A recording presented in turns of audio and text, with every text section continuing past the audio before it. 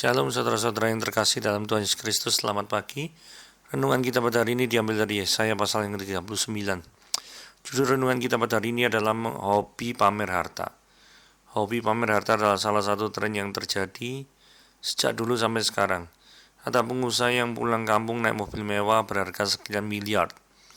Ada pula yang hobinya mengoleksi tas dan memamerkannya karena tas itu sangat mahal dan dibeli di luar negeri. Sah-sah saja orang pamer harta, asal bukan hasil korupsi. Boleh-boleh saja seorang membuktikan dirinya kini kaya, karena dulu kerap dihina saat miskin. Tapi coba mari kita cek hati kita. Harta yang kita pamerkan mendatangkan kebaikan untuk kita, atau kelak mendatangkan celaka. Oleh anugerah Tuhan, Hizkia yang sakit menjadi sembuh, umurnya diperpanjang 15 tahun. Mendengar Raja Hizkia sembuh, Merodak Baladan bin Baladan, Raja Babel, mengirimkan para utusan untuk bertemu dengan Hizkia. Karena bersuka cita atas kedatangan mereka, Hizkia bukan hanya menyambut mereka, dia memperlihatkan seluruh hartanya. Nabi Yesaya lalu menemuinya dan bertanya tentang orang-orang itu. Setelah mendengar jawaban Hizkia, Yesaya menyampaikan firman Tuhan. Segala harta kita adalah milik Tuhan. Jadi jangan pernah menyombongkan diri atau pamer. Apa yang terjadi pada keturunan Hizkia hendaknya menjadi peringatan bagi kita semua untuk jangan sombong. Kalau kita dikarunia harta berlebih, tetaplah rendah hati. Tak perlu pamer harta demi mendapatkan pujian dan pengakuan dari manusia. Tak perlu panas hati dan terpancing melihat orang lain pamer hartanya. Berapapun harta kita, mari kita pakai untuk memuliakan Tuhan, bukan untuk memuliakan diri sendiri. Segala harta kita adalah milik Tuhan. Jadi jangan pernah menyombongkan diri atau pamer. Oke. Mari kita membaca renungannya ya, pembahasannya. Suatu keegoisan yang menjerumuskan suatu bangsa ke dalam masalah yang sangat besar. Mari kita membaca Yesaya pasal yang ke-39. Pada waktu itu Merodak Baladan bin Baladan, Raja Babel, menyuruh orang membawa surat dan pemberian kepada Hizkia, sebab telah didengarnya bahwa Hizkia sakit tadinya dan sudah kuat kembali. Hizkia bersuka cita atas kedatangan mereka, lalu diperlihatkannya lah kepada mereka gedung harta bendanya, emas dan perak, rempah-rempah dan minyak yang berharga, segenap gedung persenjataannya, dan segala yang terdapat dalam perbendaharanya. Tidak ada barang yang tidak diperlihatkan Hizkia kepada mereka di istananya dan di seluruh daerah kekuasaannya. Kemudian datanglah Nabi Yesaya kepada Raja Hizkia dan bertanya kepadanya, apa yang telah dikatakan orang-orang ini, dan dari manakah mereka datang? Jawab Hizkia, mereka datang dari negeri yang jauh dari Babel. Lalu tanya lagi, apakah yang telah dilihat mereka di istanamu? Jawab Hizkia, semua yang ada di istanaku telah mereka lihat. Tidak ada barang yang tidak kuperlihatkan kepada mereka di perbendaharaanku. Lalu Yesaya berkata pada Hizkia, dengarkanlah firman Tuhan semesta alam, sesungguhnya suatu masa akan datang, bahwa segala yang ada dalam istanamu yang disimpan oleh nenek moyangmu sampai hari ini akan diangkut ke Babel, dan tidak ada barang yang akan ditinggalkannya, demikian firman Tuhan. Dan dari keturunanmu yang akan kau peroleh akan diambil orang untuk menjadi sida-sida di istana Raja Babel. Hizkia menjawab dengan Yesaya kepada Yesaya, sungguh baik firman Tuhan yang kau ucapkan itu, tetapi pikirnya asal ada damai dan keamanan seumur hidupku. Saudara, mari kita lihat ya, apa yang dilakukan oleh Raja Babel, Merodak Baladan bin Baladan, ini adalah sesuatu yang tidak murni, ya. Ya, maksudnya dia melakukan kunjungan untuk menunjukkan perhatiannya pada Raja Hizkia yang tadinya sakit dan sudah menjadi sembuh. Tapi Raja Babel ini menjalin relasi dengan Hizkia. Relasi yang dijalin itu adalah udang di balik batu. Jadi dia ingin mengetahui kerajaan Israel itu kayak apa sih? Kerajaan Yehuda itu kayak apa sih? Jadi seolah-olah peduli terhadap kesehatan dari Hizkia. Tetapi sesungguhnya memiliki tujuan lain, yaitu mendapatkan informasi tentang kerajaan dari Yehuda.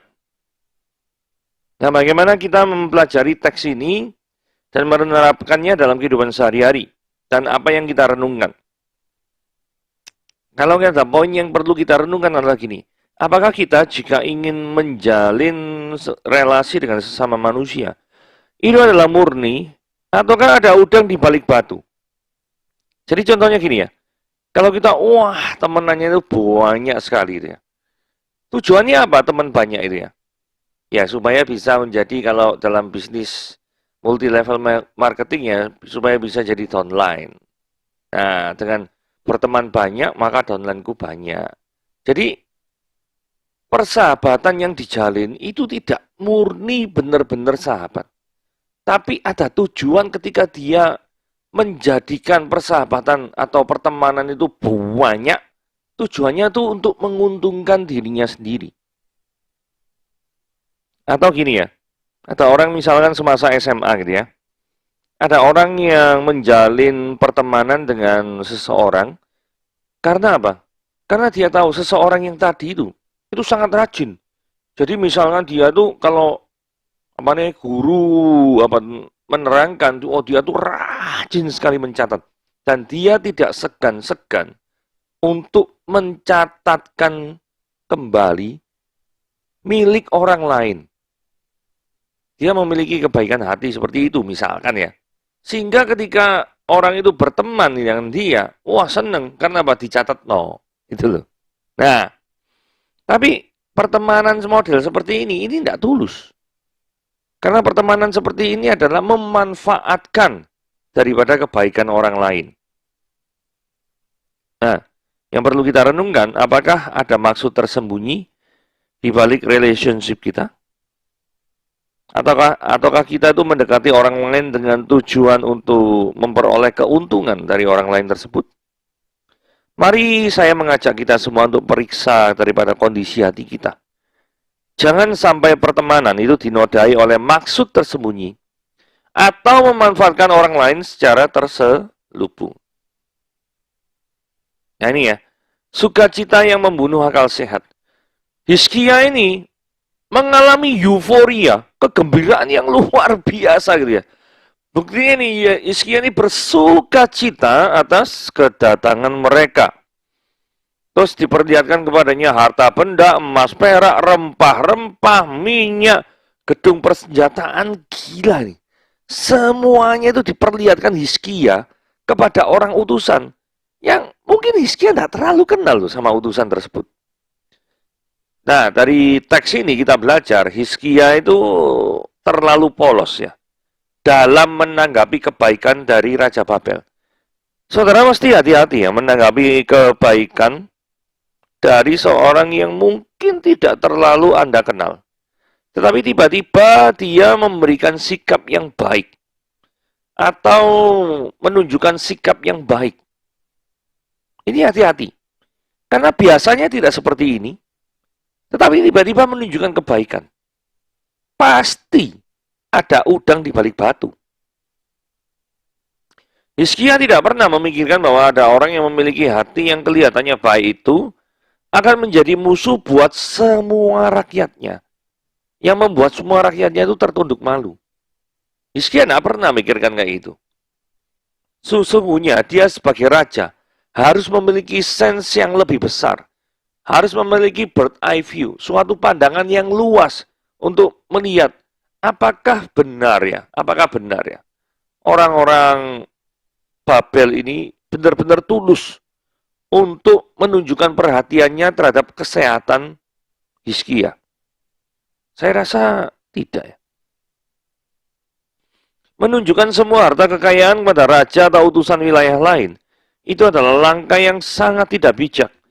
Itu sama saja kalau misalkan dengan dikaitkan dengan proses manufacturing. Itu membocorkan semua formulasi pembuatan produk kepada musuh. Ya pasti ditiru habis. Atau suatu klub sepak bola, gitu, itu membiarkan atau bahkan mengundang lawannya itu untuk studi banding dengan sistem latihan yang selama ini klub sepak bola itu lakukan. Studi orang klub lawan mau studi banding, yo diizin no. Nah kan melihat dapurnya kita semua lah. Nah, itu suatu kondisi yang tidak bijak. Misalkan ada suatu klub yang habis membangun suatu stadion yang sangat besar, sangat megah, fasilitasnya sangat mewah, Terus karena dengan kesombongannya yang luar biasa, terus ngundang semua orang tim-tim sama bola, ayo masuk sini, lihat ini luar biasa begitu ya. Saudara kalau misalkan lihat tok mungkin ya nggak masalah ya. Tetapi kalau misalkan lihat sampai sistemnya, cara kerjanya, terus kemudian apa namanya, makanannya seperti apa, suppliernya dari mana, wah ini kan namanya terlalu mencampuri gitu ya loh. Nah ini yang tidak boleh. Itu sama saja membocorkan formulasi pembuatan suatu produk kepada pihak musuh. Ini adalah tindakan yang sangat tidak bijak. Eurovia, kegembiraan Hizkia membuat akal sehatnya, akal sehat yang seharusnya waspada, itu mengalami kelemahan. Atau kepekaannya dalam mendeteksi bahaya yang disebabkan oleh pihak kerajaan lain, itu mengalami kelemahan. Itu yang dialami oleh Hizkia. Ayat 3. Sok akrab yang membahayakan. Nah ini ya, bagaimana mungkin Hizkia itu bersikap terlalu akrab kepada bangsa yang datangnya itu dari negeri yang nun jauh di sana.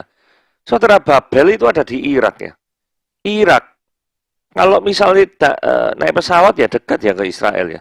Tapi kalau jalan kaki, ya lumayan jauh maksudnya. Nah, masalahnya menunjukkan gudang senjata ya. Tadi kan ayatnya menunjukkan gudang senjata ya, masih ingat ya? Berulang-ulang disebut ya. Adalah hal yang sangat sensitif bukan? Karena itu sama saja dengan membocorkan kekuatan militer bangsa Yehuda kepada bangsa Babel. Jadi misalkan ya, kalau lihat, senjatanya tuh ternyata punyanya cuma, dia tuh punyanya busur anak panahnya kira-kira sekian. Terus kemudian ada mungkin kalau perang zaman dulu ada alatnya namanya katapult, gitu ya. Itu alat pelontar batu gitu misalkan. Memiliki sekian unit gitu ya. Jadi kira-kira dia dapat memperkirakan, kekuatan daripada Yehuda itu seperti ini. Kemudian dikatakan bahwa seluruh daripada istana itu telah diperlihatkan. Coba lihat ayat 4 ya. Apa yang telah dilihatkan mereka di istanamu? Jawab Hizkia. Semua yang ada di istanaku telah mereka lihat. Ini kan benar-benar bunuh diri ini. Semuanya loh. Padahal mereka dari jauh, dari Babel. Tidak terlalu akrab, tidak terlalu kenal. Tetapi sudah membuka diri luar biasa. Bahkan membocorkan daripada gudang senjata, kekuatan militer ke bangsa Babel. Saudara, ini suatu hal yang tindakan yang sangat disayangkan ya. Boleh saja Hizkia itu menyambut kedatangan tamu dari Babel. Tetapi bukan berarti harus menunjukkan semua kekuatan dan kekayaannya kepada bangsa Babel, bukan? Apalagi mereka atau utusan Babel itu melihat seluruh istana Hizkia. Sehingga hal itu sama saja dengan membuka seluruh rahasia kerajaan kepada musuh. Penerapan yang sangat penting ini ya. Berhati-hatilah dalam memberikan informasi kepada orang yang kurang kita kenal. Kita mesti memiliki rasa kewaspadaan. Oke, kita lanjut. Ini suatu nubuatan yang mengerikan. Lalu Yesaya berkata kepada Hizkia, dengarkanlah firman Tuhan semesta alam, sungguhnya suatu masalah akan datang bahwa segala yang ada di dalam istanamu, yang kamu perlihatkan tadi itu ya, dan yang disimpan oleh nenek moyangmu sampai hari ini. Jadi kekayaannya itu kan bertumpuk-tumpuk dari nenek moyang ya, sampai hari ini di mana Hizkia memerintah. Tidak ada barang yang ditinggalkan, semuanya diangkut ke Babel, demikian firman Tuhan. Saudara, ini lubarannya sangat mengerikan ya. Jadi Hizkia itu mengalami dosa kesombongan. Dalam mempertunjukkan keberhasilannya, kemungkinan besar Hizkia tidak memperkenalkan nama Yahweh kepada bangsa Babel. Maksudnya gini ya, dia itu lebih berfokus menunjukkan suatu hal yang sangat bisa dilihat dan dibanggakan secara fisik daripada yang non-fisik. Saudara, kalau kita perhatikan baik-baik ya, apa tujuan sebenarnya ya yang Babel itu, utusan Babel itu ke Hizkia, yang Hizkia tahu maksudnya, yaitu apa? Mengunjungi Hizkia, memberikan selamat atau dukungan kepada Hizkia, Karena Hizkia sudah sembuh. Betul ya? Saudara, Hizkia bisa menggunakan celah ini untuk memperkenalkan nama Tuhan, nama Yahweh kepada bangsa Babel, bukan? Karena yang menyembuhkan daripada Hizkia, siapa lagi kalau bukan Yehova? Jadi, ketika bertemu dengan bangsa yang tidak mengenal Tuhan, malah Hizkia menceritakan kesuksesan pribadinya, kekayaan pribadinya, kekuatan militernya, daripada menceritakan nama Yahweh yang menyembuhkan segala sakit penyakitnya. Ini adalah suatu ironi, bukan? Apa sebenarnya yang Tuhan ingin kita lakukan ketika Tuhan sudah berkarya dalam kehidupan kita? Tentunya mempermuliakan namanya, memperkenalkan namanya kepada orang lain yang belum mengenal Tuhan. Bukan dengan cara memperkenalkan daripada kekayaan kita kepada orang lain. Bukan. Tetapi justru itulah yang dilakukan oleh Hizkia.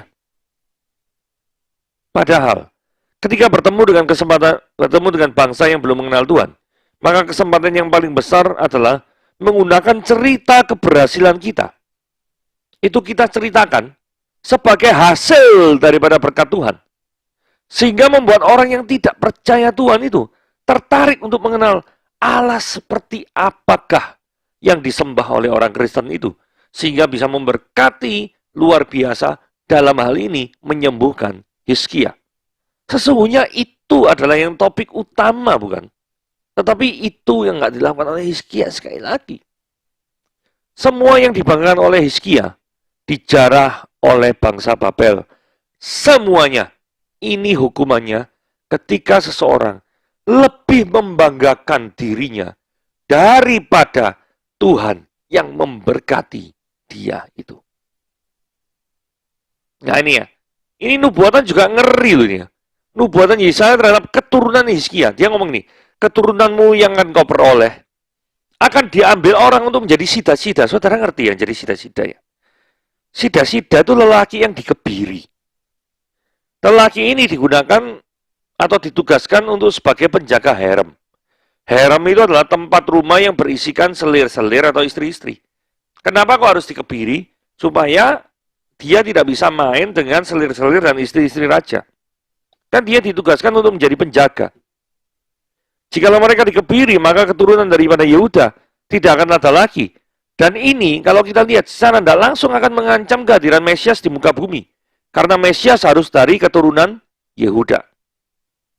Saudara ngeri juga loh, apa yang diperbuat oleh Babel nanti ya. Menjadikan laki-laki menjadi sida-sida. Luar biasa nih.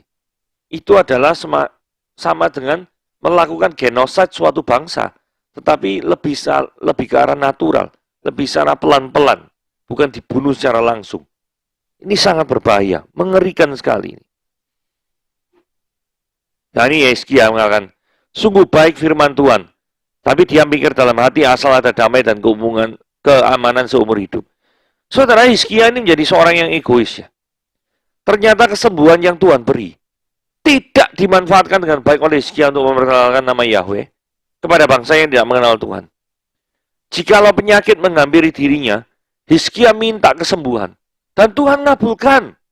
Tetapi mengapa ketika keturunannya yang akan mengalami kondisi yang sangat mengerikan, hartanya dijarah, terus keturunannya dikebiri, mengapa Hizkia tidak menghadap kepada Tuhan?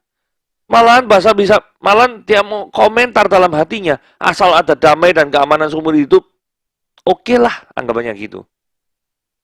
Ini adalah doa yang egois. Ketika sesuatu yang parah menimpa kehidupannya, dia mohon kepada Tuhan. Tetapi ketika ada sesuatu yang negatif dan parah menimpa daripada keturunannya, Hizkia tidak berdoa, menangis untuk hal itu. Padahal keturunannya mendapatkan itu karena ulahnya loh. Beda dengan Daud, bukan? Daud ketika ditegur oleh Nabi Nathan dan berdosa, langsung Daud membuat Mazmur 51. Ada doa-doa pengakuan dosa dan mohon pengampunan dari Tuhan. Tetapi itu tidak dilakukan Hizkia. Padahal Hizkia adalah merupakan salah satu raja yang awalnya itu cinta Tuhan. Tapi di akhir hidupnya modelnya seperti ini. Saudara, perlu bagi kita semua untuk menjaga konsistensi kita di dalam mengikut Tuhan. Biarlah melalui mengikuti renungan harian setiap hari, dapat memberikan makanan rohani yang cukup bagi setiap kita untuk menjadi anak-anak Tuhan yang membuat nama Tuhan itu semakin dimuliakan. Tuhan Yesus memberkati.